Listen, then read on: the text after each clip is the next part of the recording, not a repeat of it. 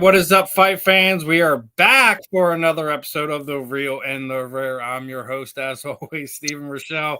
My special guest this afternoon, this evening, all depending where you're catching us from, is my good friend Rayne Wells. He's a fighter. He's a fight manager. He's he works in all areas of combat sports that allows him to, and we're gonna be picking his brain this afternoon, this evening. Like I said, wherever you're catching him from, if you're over the pond, if you're in another zip code, that's something me and Rayne were talking about before getting on. We had to get our zip codes right, make sure everything was good, but.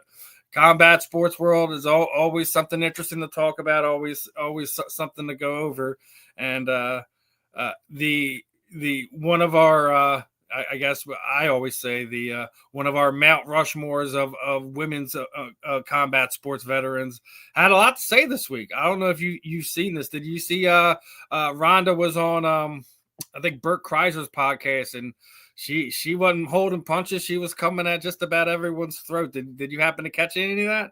I didn't catch it, but I should tell you before we go any further with that I'm good friends with her brother. Like, that's awesome. Good friends. When she was in her hate, listen, I'm not a Rhonda hater. I'm not. Listen, I love women's combat sports. It doesn't matter which level we're talking about. Rhonda, I have this saying here: Gina Carano crawled so Rhonda can run. And yeah, exactly. Rhonda went and had her baton taken by one Amanda Nunes. Yeah. Yeah, we're getting the next generation of that as well, because we're about to see Amanda and our new champion down there also get ready to take it on. I hope they push that one back to the White House card, because Kayla Harrison and Amanda Nunes at the White House would be must see TV, at least in my opinion. But I met Kayla Harrison and didn't have about 8 years ago and had no clue who she was. She signed this thing for me. I was like, "Oh, thanks. I have no idea who you are." That's funny. But, when obviously, I had a stepdaughter at the time, and she was having some stuff, and we were putting her in combat sports, and she absolutely fell in love with Rhonda. Everything, her bravado, whatever you want to call it. She even my younger daughter, she got so involved. Her favorite fighter up until she retired was Felice Herring. Oh yeah.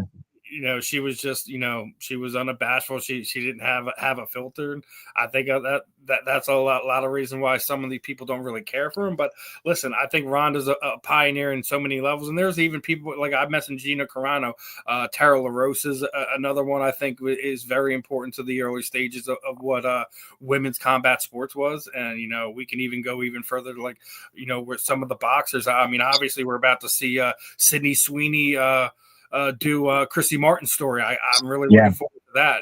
We don't get a whole lot of combat sports movies that are outside the boxing realm, but I mean, I think Dwayne Johnson did a great job with the Smashing Machine, and I know some it didn't get the numbers in the box office, but I don't think we can judge that anymore, just because where we consume movies anymore is more streaming than going to the theater. So I think some of these movie studios have to adjust on their expectation of things, regardless of what your budget was, however you go, whatever. Some of these movies they do way better on the streaming side of things than people do actually going to the theater anymore, at least in my opinion. But going back to what was being said, Rhonda had a lot to say. And, there was a couple things that she said that kind of brought out to me when she was basically being asked, why we haven't seen her and things like that. And Rhonda brought up a good thing. And MMA community can take it for however they want. But she basically said, when you look at the WWE, they have such a reverence for their legends. And she's absolutely true. When we're talking about, pro wrestling legends, WWE legends, that they are held to a certain standard.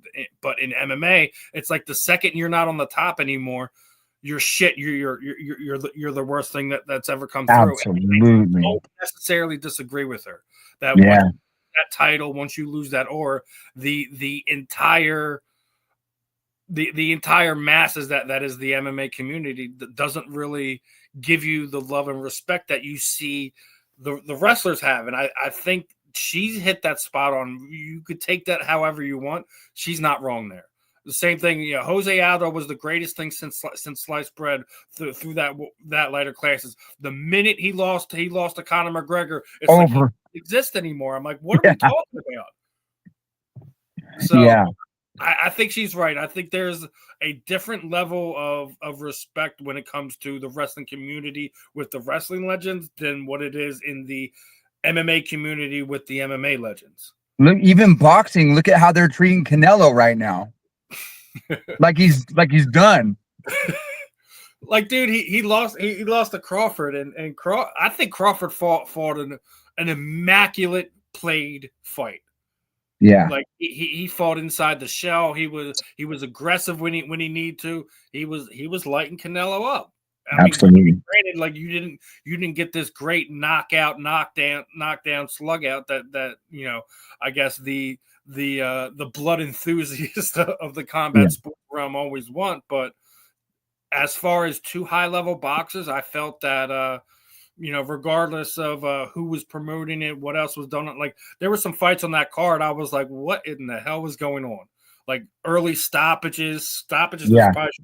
Like, we can argue about different aspects of refereeing, officiating as we continue to go on tonight. But I see it a lot. And, you know, I think the MMA fan needs to adopt the reverence that we see a lot of our dude. John Cena has gotten damn near a 2-year retirement tour, and everyone, for lack of they used to hate him because he was the baby face that everyone couldn't stand anymore. He you know, he's been going and acting. I think he's been doing a killer job at you know, picking his roles, finding some of this niche for him. Where a lot of people, when Dwayne Johnson came in, it was like they were turning their nose up at him, like they couldn't do anything. And then all of a sudden, that Dwayne found his niche inside of the you know, the Hollywood movie realm. I already said it. If you haven't, please go watch the Smashing Machine, especially if you're a old school combat sports fan. I think Dwayne knocked that out of the park. And for what people don't know, he also donated a portion of what he was getting paid to his co-star. Wow. So, like, a lot of people like to hate on Dwayne for a lot of reasons. Like, listen, everyone talks about what happened with Fast and the Furious, and maybe there were some things that that rubbed him the wrong way, and he handled it wrong. Us as human beings, we don't always handle things the greatest way that you should. It's just the way the life goes sometimes. But it's one of these things where I won't hear it, dude. I think The Rock did a great job. I'm really looking forward to.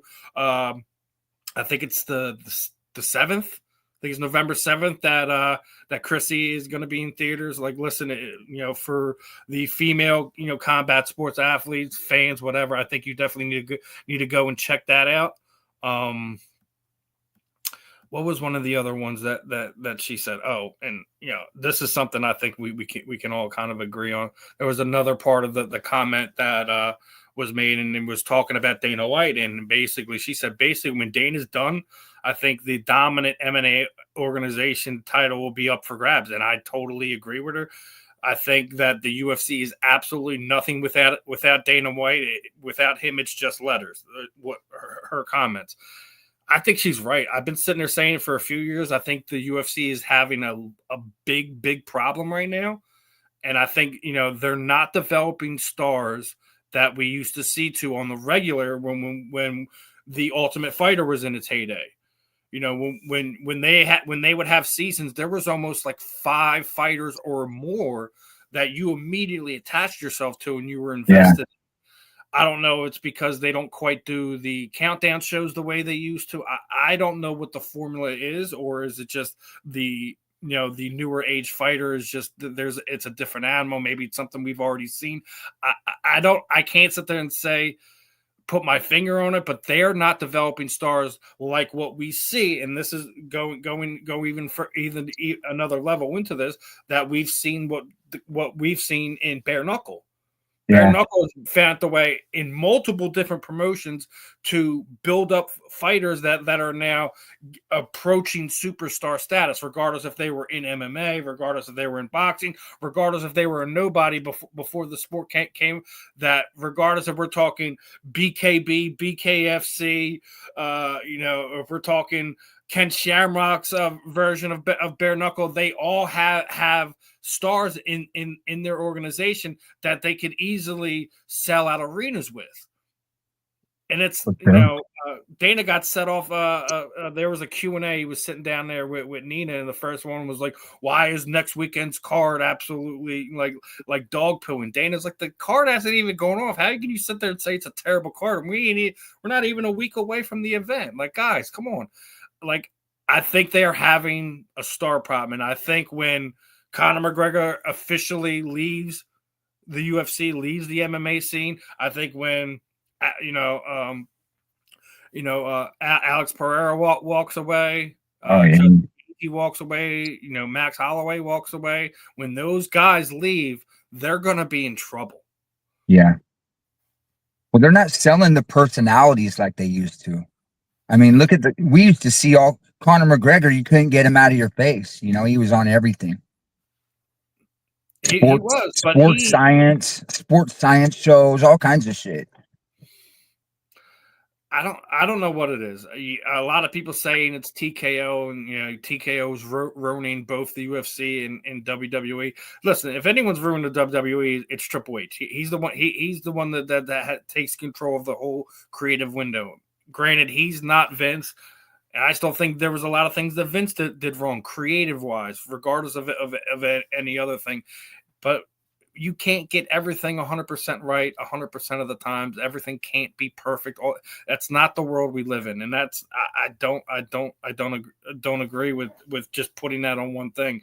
But I do agree when Dana White decides that he's done with the UFC, they're going to be in a world full of trouble.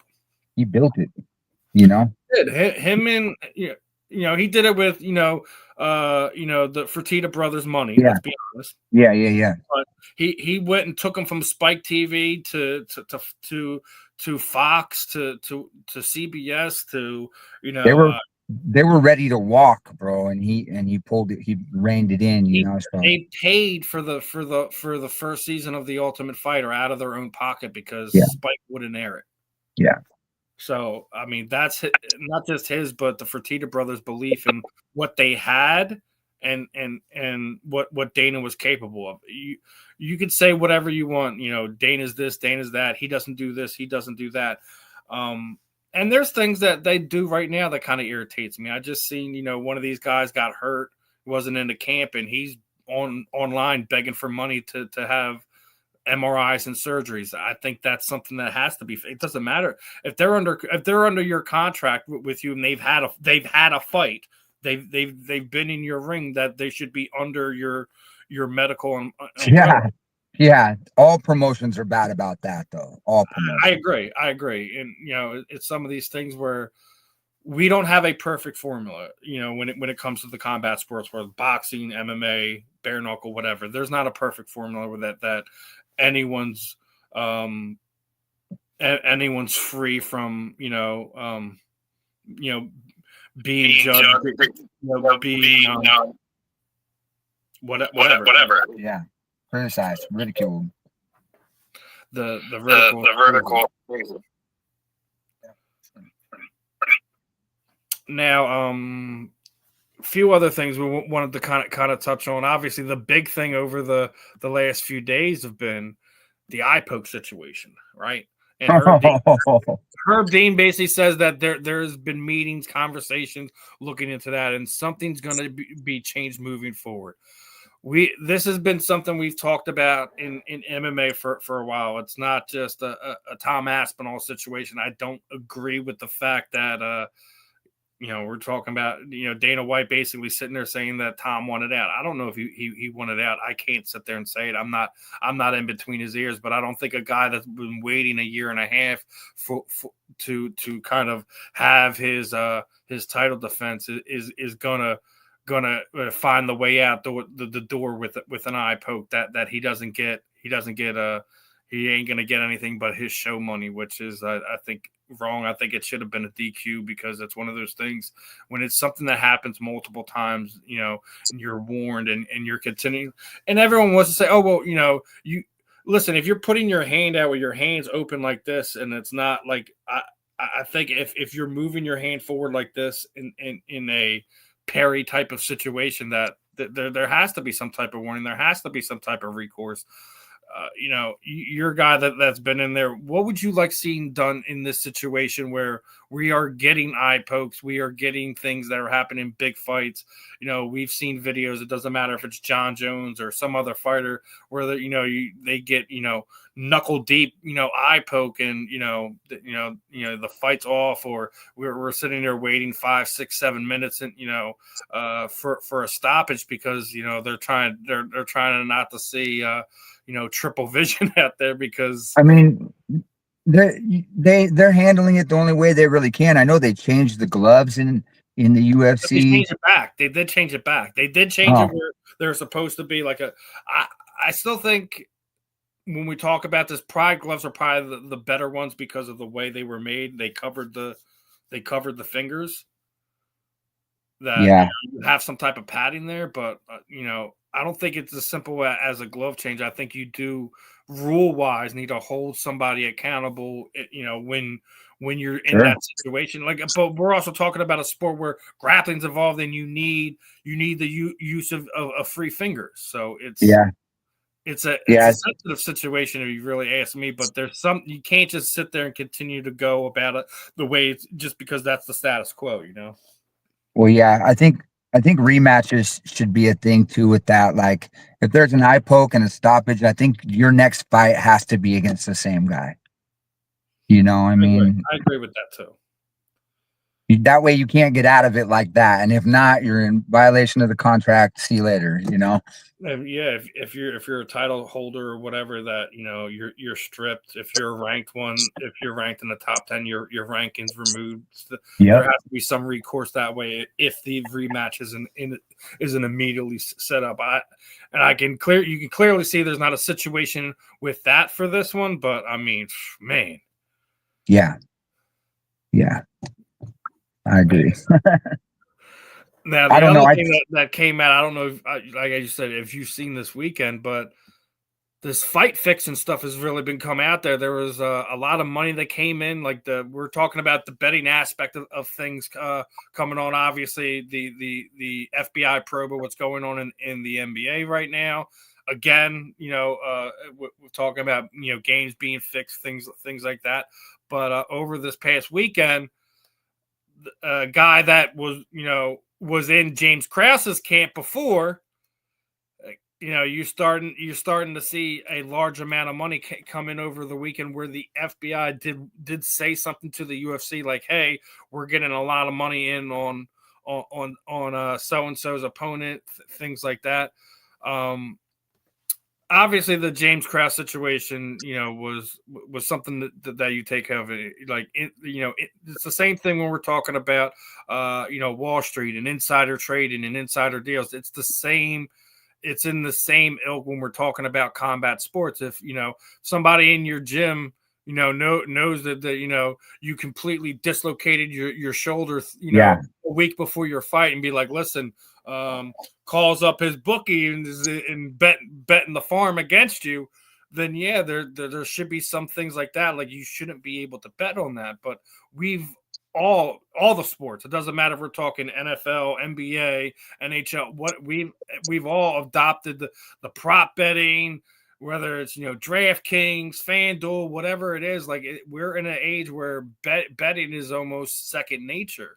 To the point where NFL guys are getting cussed out in their DMs because if you'd have caught that pass, I'd have was able to hit my 3 leg. Like, why are we in this day where you can message an athlete, basically tell them that they cost you money and everything under the sun. We just seen Isaiah Rodgers up there in Minnesota after get burnt by my Eagles. He had all kinds of racist people in his DMs calling him trash, calling him this name, that name. Like listen, man, there's lines that shouldn't be crossed. Betting social on your media gave teammates. Everybody a voice. I mean, I don't know how you fix this because the genie's already out of the bottle. The genie's already out of the bottle, but like I think that if there's something that is being done illegally and people making money off it, then people need to be held accountable for that. And I think this weekend they probably should have pulled that fight from the card if you're being called by the FBI, regardless of missing one fight on the card. It wasn't the main event. I think it was one of your middle tier events, whatever. Guy wound up getting choked out in the first round, and kind of from what I'm hearing, it looked like he wasn't doing much fighting back after the his back was secured. Again, it's something that if we've been watching jiu-jitsu and MMA for a while, you could tell when somebody's fighting something off or when somebody's checked out. Yeah. I think you have one of those situations, you should just pull it, man. If you're getting calls that's sitting there saying you're getting an exorbitant amount of money on one guy, then you should probably take a look into that and yank that. Yeah. But what are we gonna do now? Like, it's like literally like it doesn't matter where you go, like you can bet on just about anything on anyone. I'm not gonna lie, man. I bet sports, and I especially get on FanDuel and bet BKFC. This week there was some guy that I know that does picks, and I sent him 5 picks. I went 5 for 5. Hey man, like listen, but you're also involved in it where you see guys, you train with guys, you work with a lot of athletes, so you're in one of those situations. But like I was sitting there saying, the genie's out of the bottle. So just because you're somebody that's involved with all these athletes, should you be banned from betting? I don't think that's a fair way to go about it. It's the same thing, but James was setting his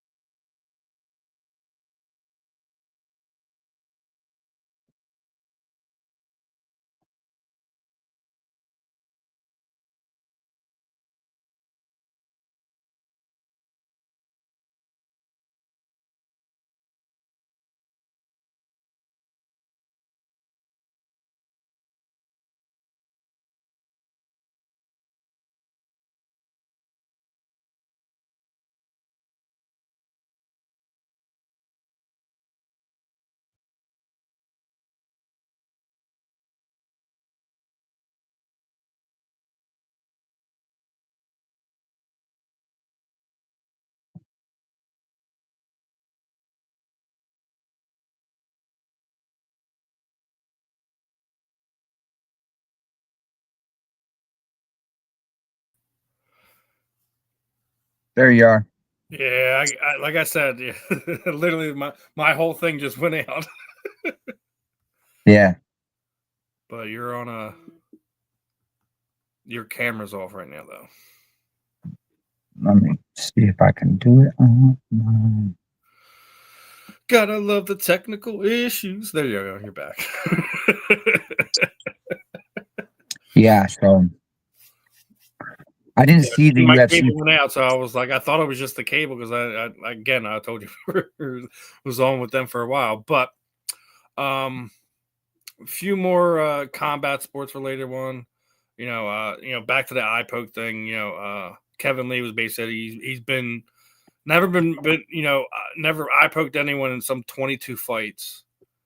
And what these guys are doing, it's on purpose. Refs should be taking points, all the same. A lot of people be faking too. Yeah. I hear Kevin with that one. There are guys that push that envelope and find a way out. I don't think everyone is though, but Nah. I now I know. did want to give you a chance to talk about a few of these other things you're working out. I know one thing we were talking about was the fight wax stuff. Now, I guess give everyone a quick to do about what fight wax is, and what are some of the products that you can get some of these guys involved with. For sure. So, Fight Wax is a skin defense system. It's essentially an alternative to Vaseline. It's all natural. So, um, all the bad stuff that's in Vaseline, and there is a lot of it, you shouldn't be putting it on your skin, and we have been for a long time. So, Fight Wax is an all natural alternative to Vaseline. It has healing properties that are similar to triple antibiotic, and it's a total skin defense system. It's got a something called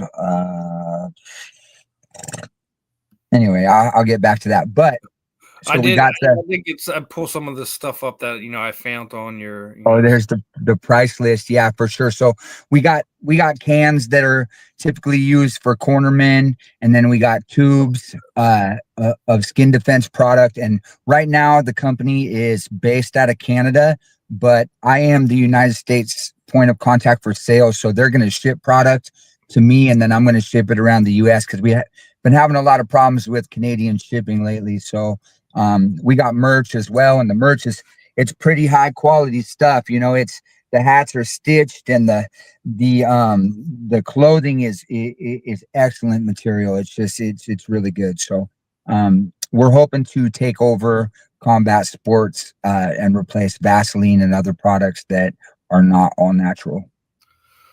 Yeah, man, that's we talk about like some of the aspects of combat sport is still stuck in the old times, and I agree with you. Vaseline isn't something that should be continually being used to help our to help our athletes to prevent cuts during fights and things like that. So Well, they have that stuff that you can pack in cuts that's like powder. That's terrible.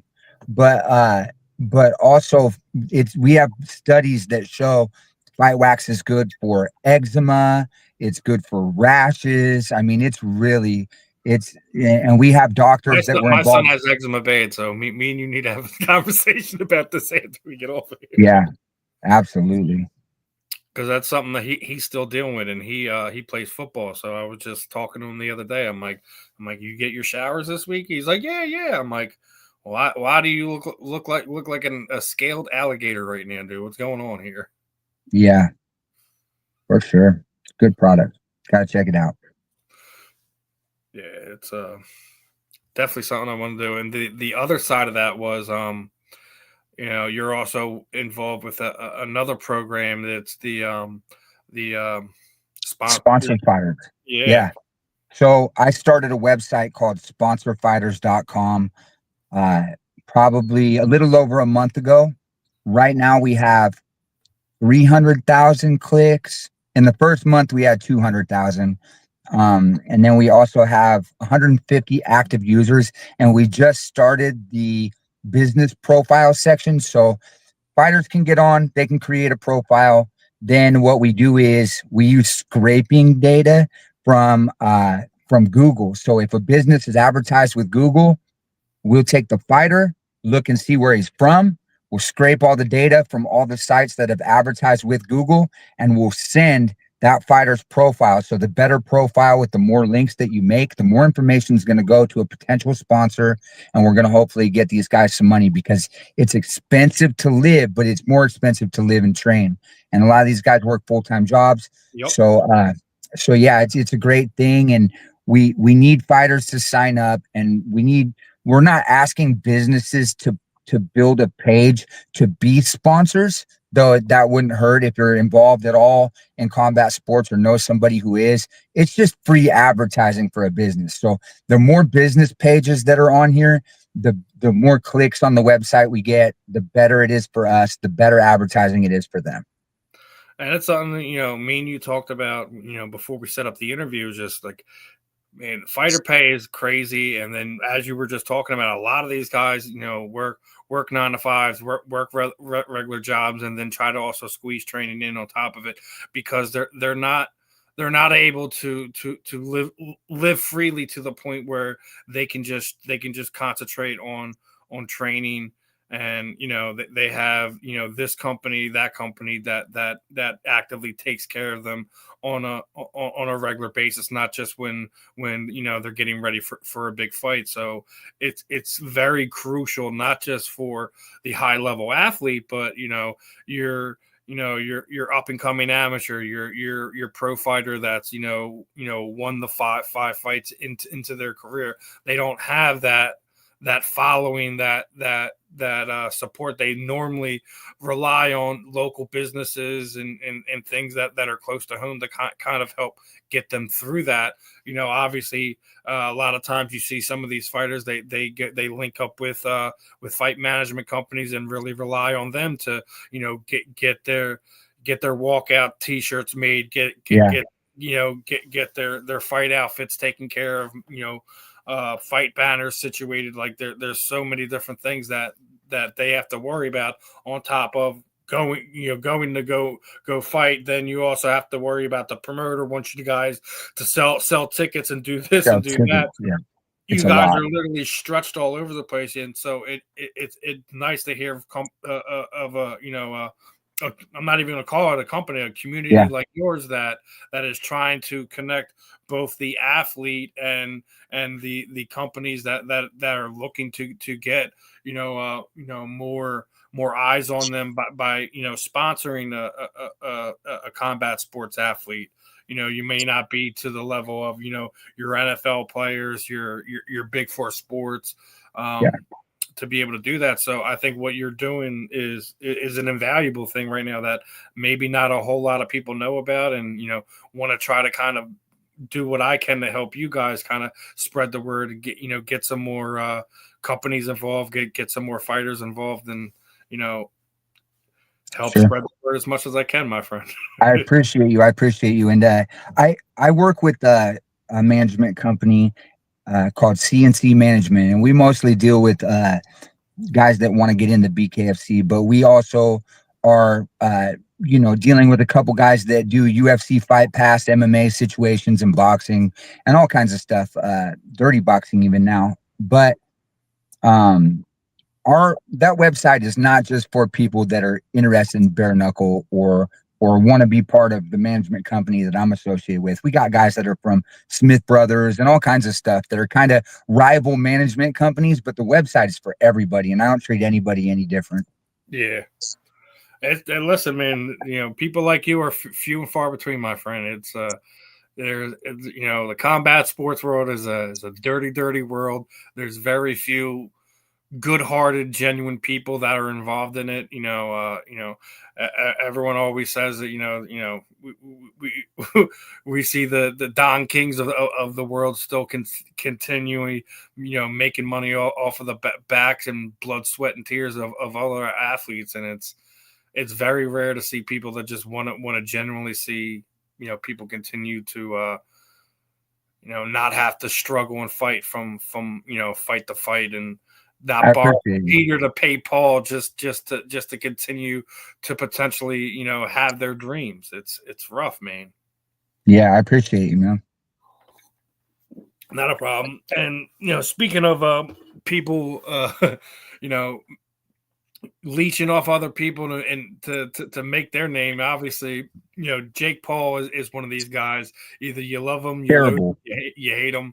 Listen, I'll always say this right now. I'll continue to say this.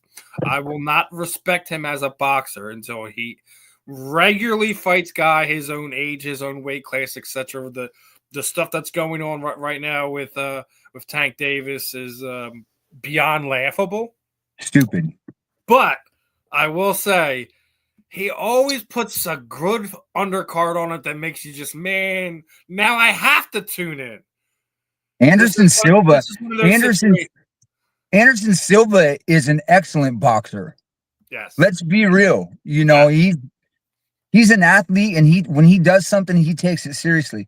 But Jake Paul, let's be honest, man. Tommy Fury is not an excellent boxer, but he's a younger dude and he put hands on Jake Paul.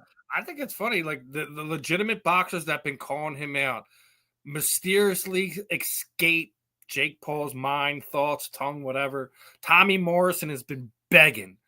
Tommy Yeah. Morrison's son, Kinsey Morrison, has been begging Kenzie. on every platform. Yeah. Yeah, it doesn't matter if it's Twitter X, if it's Instagram, if it's Facebook, if it's Snapchat, if it's TikTok. He's been on every platform calling Jake Paul out at least once a week, maybe multiple times a week, to put on a fight.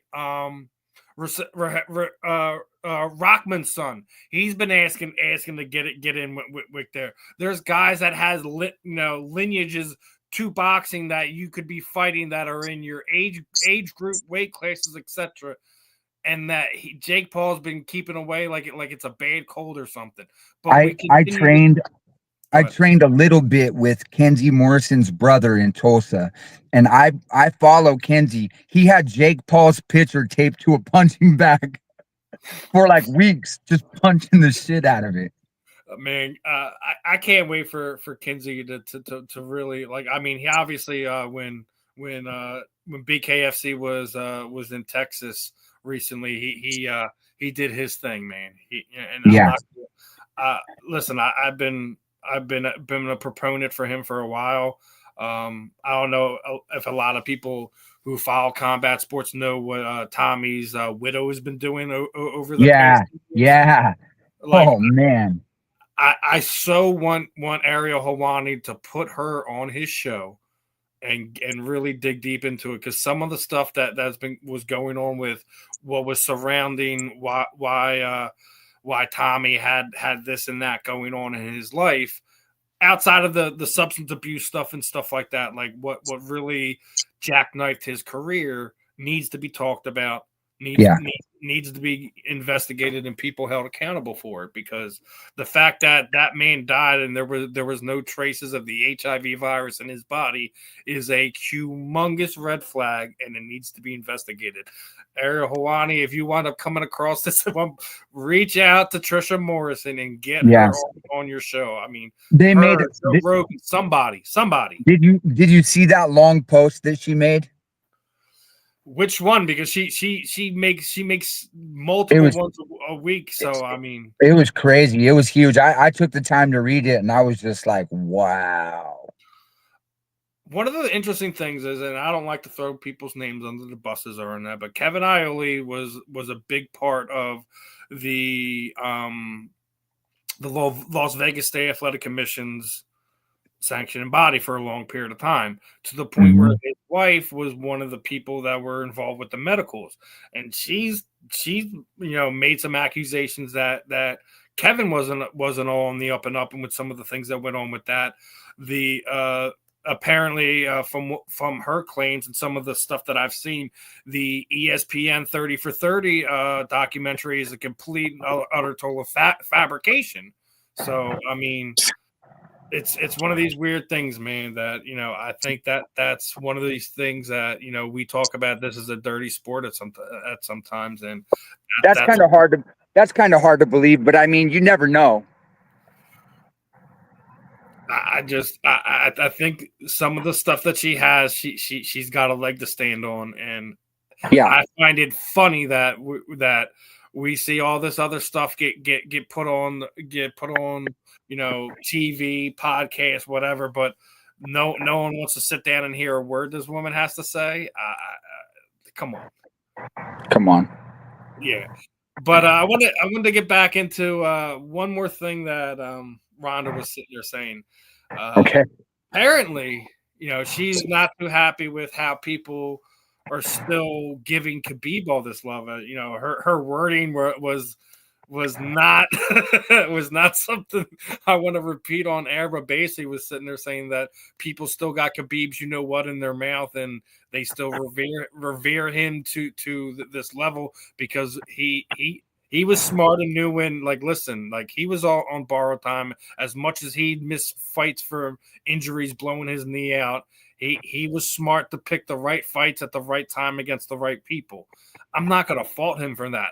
But with that being said, he doesn't have the number of title defenses that a lot of these guys have. No. I won't put him on my GOAT list. I refuse to. Doesn't mean that he wasn't a great champion.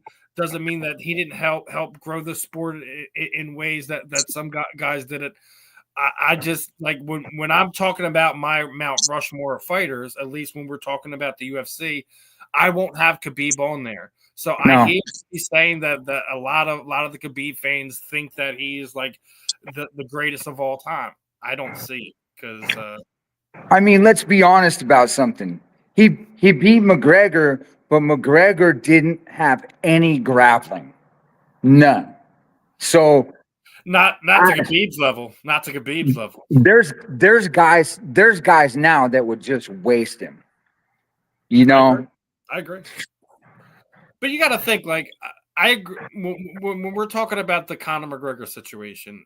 He hasn't been wholeheartedly hungry and involved for MMA in 10 years. Let's be honest. No, yeah.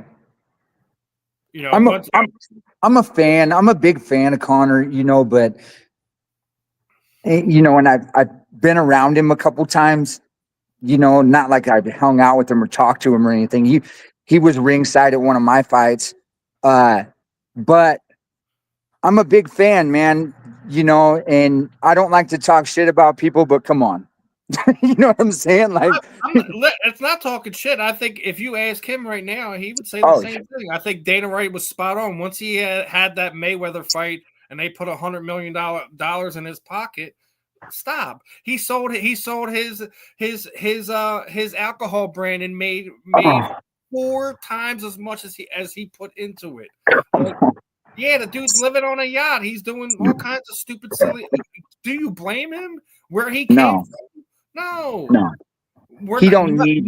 There's not enough teachers in this world to teach young men how to deal with that level of fame, that level of money. We talk about the NFL has symposiums every year where they sit the rookie classes down and they talk to NFL veterans and they just tell them, like, listen, like things to look out for. There's nothing like that in combat sports. It doesn't matter if we're talking whatever. There's no one to sit down and talk to these guys when you make X amount of money, when you're being proclaimed as one of the baddest, mofos on this planet, of how to keep yourself grounded and still wanting to compete at that level. There's nothing for it, and I think he became a victim of that. That's a victim of his own success. When I say victim, so it is what it is, and we're talking about Conor. Obviously, we got to bring up what just happened a few weeks ago with he got that 18-month suspension for the whereabouts thing for the UFC's anti-doping policy.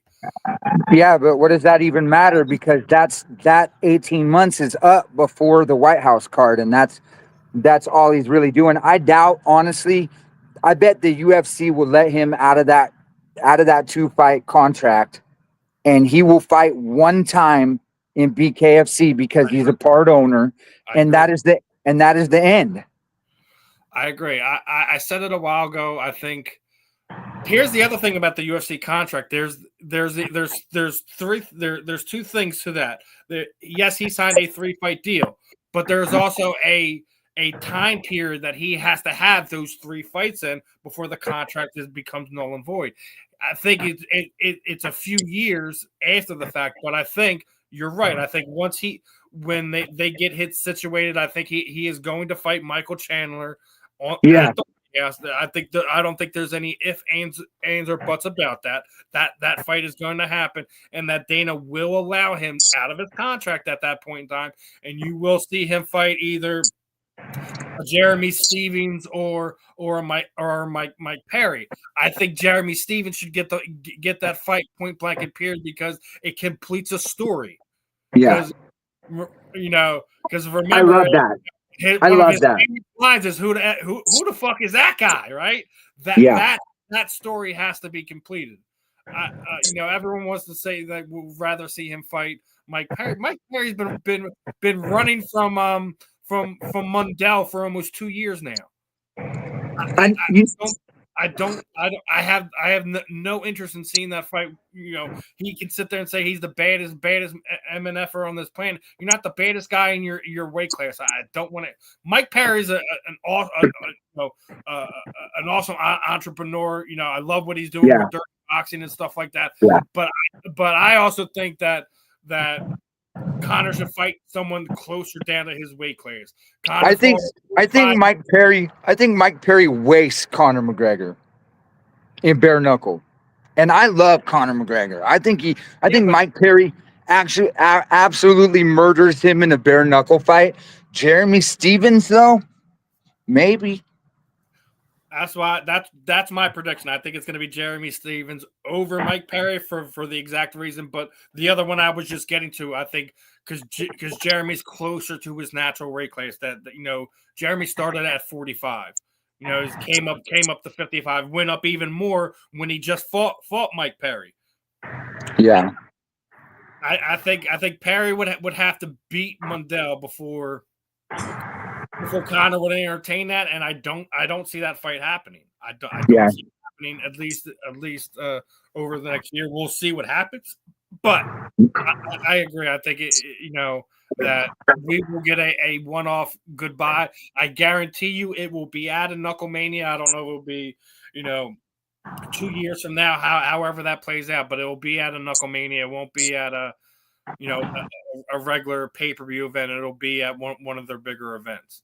Well, they're about to do these the tryouts again in Philly for BKFC, and then there'll be a Knucklemania right after that. Yep. I mean, as soon as it got sanctioned here in PA, dude, this is Dave Feldman's backyard. This is where he grew up. I had no doubt about it. That's why I was blessed that my kids were able to go see that.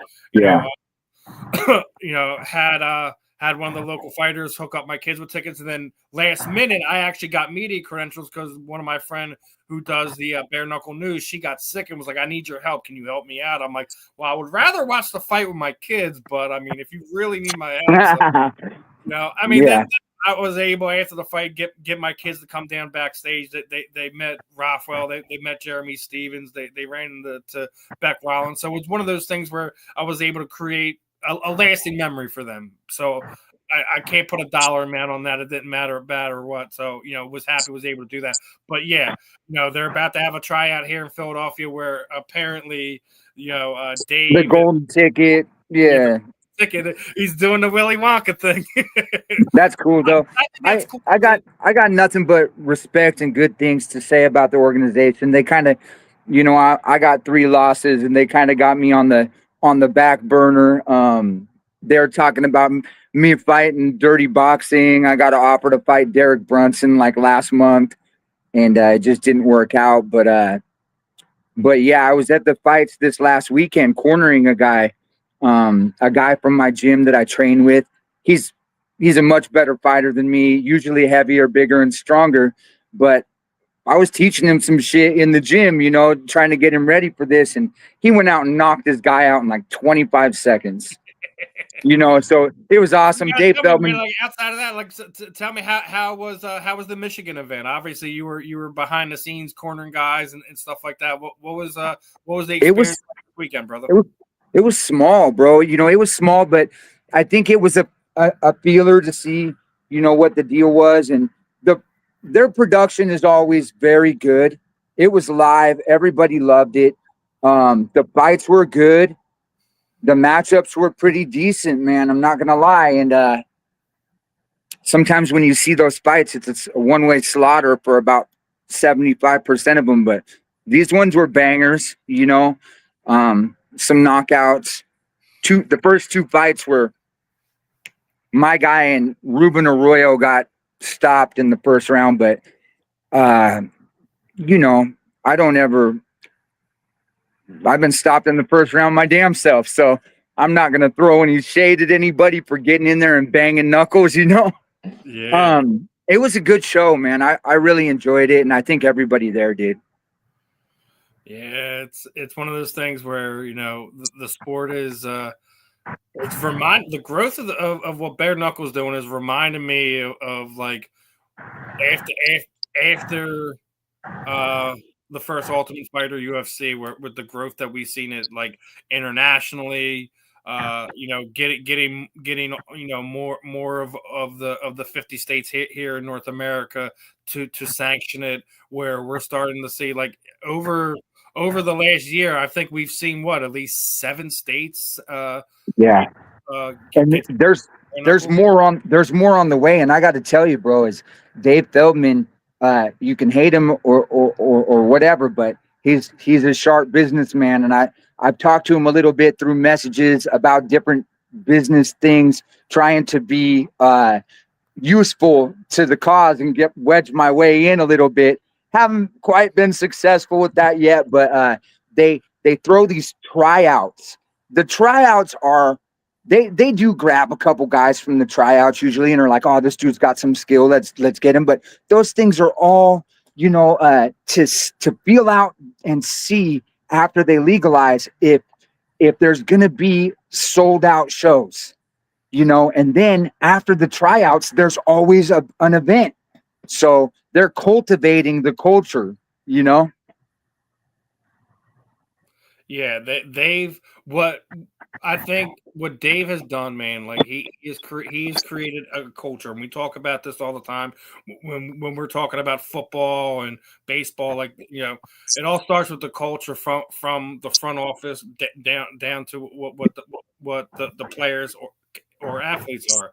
What Dave has done is definitely unique. He is made himself in that mold of like what we were just talking about with Dana White. When Dana White goes away from the UFC, that the UFC is going to suffer. I think the same thing would happen regardless of who would take Dave's position. You can't just leave Conor there. You can't leave that wild man to no way.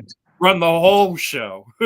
You have to have somebody to kind of bring him back down to earth, and that I think that's what Dana and Conor has done masterfully over the last 2 years is build a connection, know what works best, and I think what they've done has been amazing. So, definitely, he is a rare one. And speaking of rare ones, I got to get your thoughts on this one. We're talking about culture and stuff like that.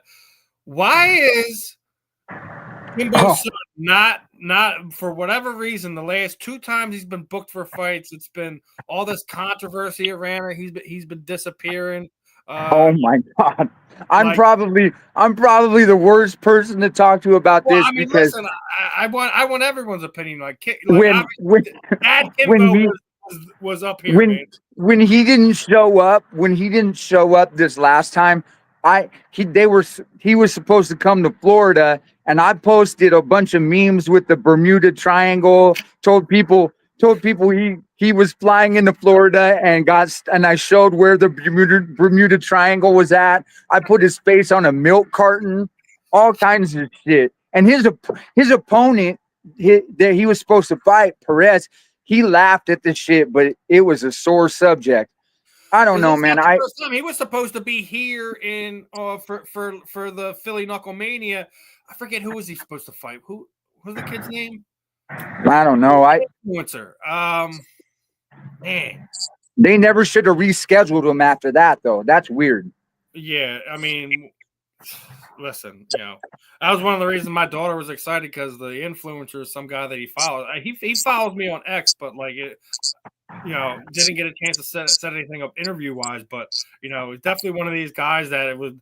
If Kimbo Jr. actually showed up, it would have probably been a fight that he would have been favored to win. But I mean, this is the second time. We were just talking about some of the things they got you situated because the rules they have in place are on the back burner. If you don't show up for 2 fights that they waste their time on, I think that pretty much puts you on the list, right? BKFC got this new rule system that they just enacted, and they're trying to lower the age limit of the fighters that are involved. Now, I'm 43, so I'm included in this. If you're over 40, if you got losses, and if you've been inactive for X amount of time, you're not going to fight. So that makes me ask the question, because older fighter. I'm gonna bring up Houston Alexander. He's over the age of 50. He's 3-0. You know, he's won all of his bare knuckle fights that he's had. I thought we would see him when they went back to Nebraska earlier in the year, when they went back to Omaha. I thought we were going to see him, but we didn't. So I'm assuming at this point in time that Houston's retired. Now, let's just say for argument's sake, this time next year they go back to Omaha again. You think they would keep him away from having like a walk-off fight? Because he would be what, like 51, 52 years old at the time. No. I think that it's a company policy, and I think that if it suits the company, they'll go ahead and bend all the rules that they want. I hate to say it, but I've heard that even when the commission's involved in something, if they want it to happen, it will. And when you're powerful enough, you know the deal. You know, you're like, hey, can you help us with this? And of course they're going to if they can. Yeah. Yeah, me and you were talking about some stuff, before we set this up off of air along those lines where, some of the times they make things happen because it benefits them, and sometimes they'll shut things down because they're worried about what could potentially happen. So, yeah. We were talking about the Frankie Edgar situation, and that was unfortunate. I'm not one of these ones. I'm not going to sit there and blow roses up BKFC's butt all the time. Yeah. But I've also already said on here, no one has a perfect formula for that. I get why you would want to protect yourself in that situation, but you had already went through the process with Frankie. So regardless if you paid him or not, I think that was kind of a crappy thing to do, regardless of the fact. So do I. Understand the other side of it. If Jimmy wiped the floor with Frankie, and Frankie wound up in a medical situation, that you were the one that brought him out there after he had already lost 3 fights in a row before he walked away from the UFC. But I'm not gonna throw too much more shade at that. And I know we're getting close to the end of this. I did find something on your Facebook I wanted to bring up. So I see you're a Niners fan, brother. Niner Nation, bang, bang, Niners gang, bro. What do you think about the game today, man? Oh, man, I'm still driving back right now from Michigan to Iowa, so I didn't catch it. Yeah. What happened? I thank God that your head coach had the mindset enough to bring in Mac Jones, because if not, I think y'all would be in a very, very difficult situation. Oh man, I love it. He's doing better than anybody thought he would. I'll tell you that. Yeah, I think he absolutely has reestablished that he was definitely in the wrong place. And he definitely deserves another chance. We'll see if Shanahan's smart enough to deal him to like New Orleans or Las Vegas during the offseason, get some picks, get some get some stuff in the building where they can make some moves. But I'll say this much right now: you guys have a fairly good schedule because of the injuries and stuff where you guys played out last season. I think that's going to help you guys over the next 2 months. Listen, obviously I'm an Eagles fan, so yeah, we're sitting in good position. Hey, listen, there ain't no love lost. Obviously, they're all right. We have a new rivalry. It's not even a real rivalry, but if people remember most, y'all knocked us out of the playoffs a couple times over the last 20, 25 years. So the Ray Rhodes team that we had Ricky Waters on, y'all beat the brakes off. I think it was like 27-0 or something like that. Knocked us out of playoffs before. So like we have some rivalry. Obviously, Purdy getting hurt early in that game a few years ago probably was the worst thing that could ever happen. But I mean, so that picture that you showed was at that Kansas City game in Kansas City, and I see it's people were dumping beer from the upper parts as I walked out, yelling at me and shit. And I'm telling you what, the guy that I was with was like, man, don't say nothing. I said, fuck that. Bring your ass down here and trying to get them dudes down. I'll say this much, man. Like, people love to give the Eagles fans crap, dude. We ain't wasting no beer on y'all. I'm sorry. All right, all right. I appreciate that. I was in Philly. I was in Philly for a fight a little while ago. I know that what you're saying is true. Listen, we ain't wasting beer on people. Like, listen, Hey, we'll cheesesteaks are disgusting, though. I wanted to put that on the record. listen. Where'd you go? I gotta ask. Where'd you go? I went to Phil's, and I Ah, did not. I ah. did not like it. All right, listen. That'll be another name I had to list. Never go to Pattergino's. Those are absolute tourist attractions. Those are the places people told us to go. Pat's and Phil's. Oh, those are. It's literally a tourist attraction anymore. They are not. It's not the same place it was 30, 40 years ago. Like if you're going after like Tony Luke's isn't bad. The Sandros is probably the place to go. I love of Steve's Prince of Steaks. There's one here in the Northeast. There's another one further down the boulevard. I think that's one of the better places. Like it really does depend on where you go in the city, on what type of steak you're going to get. What you need to do next time you come is actually link up with an actual somebody from Philadelphia. Have you go? Maybe we'll call Big Dom from the Eagles and tell him to show you where the best steaks are. Well, look, the guy that I fought was John Garbarino, and I should have asked him because he slapped a little cannoli on me in the weigh-ins. Yeah, man. But Johnny, nah, he's now made that a thing. He has made that a thing. I got to give him that. I actually before that fight, he was when they did the pre-fight press conference over at Parks. I actually ran into his team. He actually helped me get a few autographs for my son from Conor McGregor. So got nothing but love from them guys.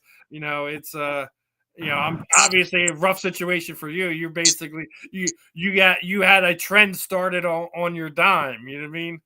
Well, I was the second guy, and I didn't get slapped across the face with it, so I was all right.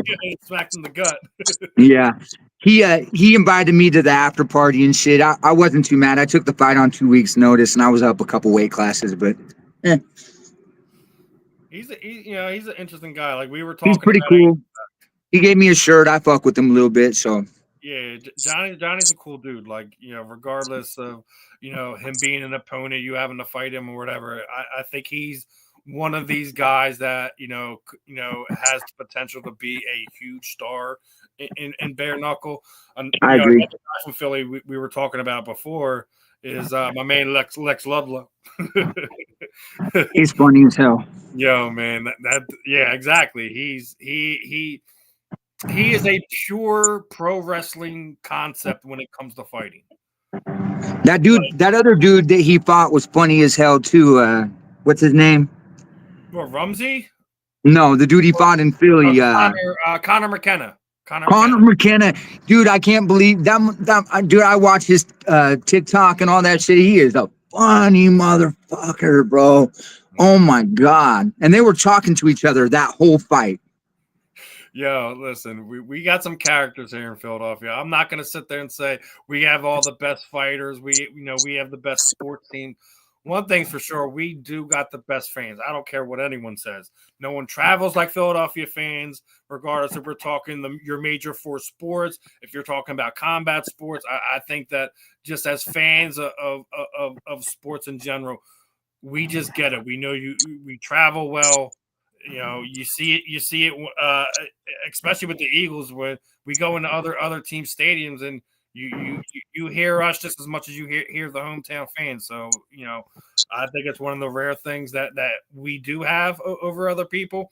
But getting back to the football part of it, how do you see your boys playing out the rest of the season? You see you guys keeping the division, bringing the division title back, or do you think somebody like the Rams are gonna want to win the division? You'll get in as a wild card. Like how are you feeling? No. I think we come back and clinch the division, man. I don't care what happens as long as the Seahawks never go anywhere. And I'm from Seattle, and I can't stand them. So. Listen, it's the same way. Like I'm an Eagles fan. My rivals start the New York Giants, Dallas Cowboys, Washington Commanders. That's the way it always starts. Cowboys fans just have a special place. Yeah, I can It doesn't matter. It doesn't matter what happens. I just love to watch that team fall apart. I'll keep saying it. You know, for whatever medical doctors and medical experts that there are in the world, make sure you keep Jerry Jones alive for another 100 years, because I cannot get enough of that soap opera that he continues to run. He's got enough money. He's got enough money. Hey, my phone's about to die, brother. All right, brother. Real quick before we let you go, let everyone know where to find you. Let everyone know where to where to catch you. I am the guy on the couch on TikTok. I am Tough Guy Tuesday on Instagram, and Rayne Wells on Facebook. Sponsorfighters.com is my website, and reach out to me. Get to me however you can. All right, Rayne. Appreciate your time this evening. Get back on the road, drive safely, get home safely. And, hey, this was the best podcast I've ever been on, man. I appreciate you. Listen, sorry for the technical difficulties with the internet kicking out, but we were still able to get everything done. I'll shoot you some of the clips that StreamYard pops out, and we'll share everything we can. Appreciate the time, man. Have a safe trip. All right, bro. Thank you. Not a problem. All right, everyone. That was Mr. Rayne Wells. Couldn't have a better way to end our Sunday evening here on the South Florida Tribune Media Network.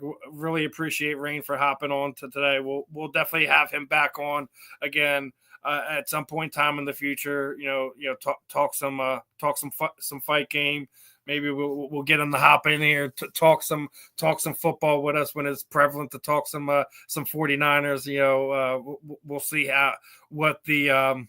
what the future brings for us. Again, guys, make sure you guys are checking out Fight Wax. Make sure you guys are checking out the sponsor fighters community. If you're a up and coming fighter, if you're a potential sponsor, make sure you guys are linking up with Rayne's company there. Other than that, this was another fun one here on the South Florida Tribune Media Network, and another great one for us here on the Real and the Rare. I will be back tomorrow evening with Scott for the Professor and the Pupil. So appreciate everyone for hopping in today. Appreciate Rayne for his time, and we will see you.